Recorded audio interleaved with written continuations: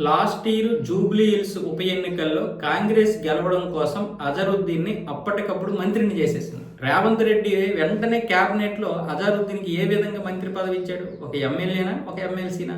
ఎమ్మెల్సీని ఏమొచ్చేసి అప్పటి గవర్నర్ ఆమోదించలేదు. దాంతో మేము సుప్రీంకోర్టులో తేల్చుకుంటాంలే అనేశారు. కానీ మంత్రి పదవి మాత్రం ఇచ్చేశారు. ఏ శాఖ ఇచ్చారో కానీ మంత్రి పదవి ఇచ్చేశారు.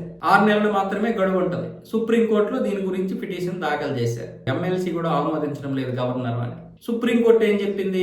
మీరు చూసుకోండి, లేదా మీరు గవర్నర్ హైకోర్టులో చూసుకోండి, మాకు సంబంధం లేదన్న విధంగా సుప్రీంకోర్టు తేల్చి చెప్పేసింది. దీని గురించి ఇక్కడ వరకు ఎందుకు, మీరు హైకోర్టులో తేల్చుకోండి అన్న విధంగా. ఇప్పుడు 6 నెలలు అయిపోతుంది. మరి 6 నెలలు అయిపోయిన తర్వాత కూడా మంత్రి పదవి ఉంటుందా? ఉండదు.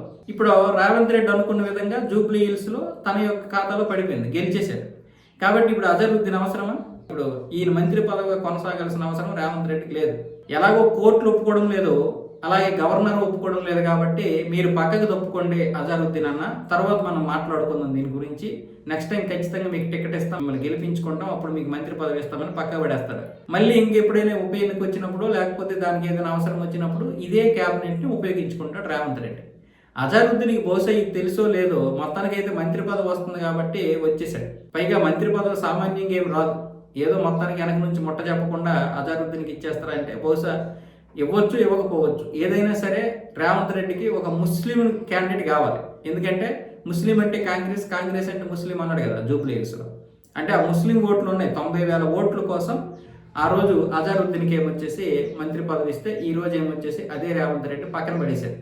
ఎమ్మెల్సీ కోసం పెద్దగా ప్రయత్నాలు చేయడం లేదు. ఆయనకి ఎమ్మెల్సీ ఇవ్వండి ఇవ్వండి అని ఏమి అన్నా జస్ట్ మాట్లాడుతున్నారు అంతే. కోర్టులో మేము ఎమ్మెల్సీ అడిగాం కదా, మరి గవర్నర్ గారు అక్కడ స్పందించలేదు, మీరు ఏదో ఒకటి చెప్పండి అని సుప్రీంకోర్టుకి అడిగితే, ఇది ఇక్కడ అంతవరకు రావాల్సిన అవసరం లేదని అయినా మీరు వెళ్ళి మీ హైకోర్టులోనే తేల్చుకోండి, ఎందుకు ఇక్కడ పని లేకపోతే అని సుప్రీంకోర్టు పంపించేసింది. సుప్రీంకోర్టు పంపించేసినా ఇప్పుడు హైకోర్టులో ఏమి వెళ్ళి పోరాడతారా?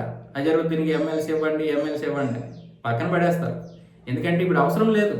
అజరుద్దీన్ ఎందుకు, మామూలుగానే అవసరం లేదు. అసలు మామూలుగానే రేవంత్ రెడ్డి క్యాబినెట్ లో ఒకరికి పడడం లేదు. ఇప్పుడు మళ్ళీ అజరుద్దీన్ మాత్రం ఎవరు ఆమోదిస్తున్నారు? కాబట్టి ఇప్పుడు అజరుద్దీన్ తీసినంత మాత్రాన క్యాబినెట్ లో ఎవరూ కూడా అజరుద్దీన్కి ఏం సపోర్ట్ చేయరు.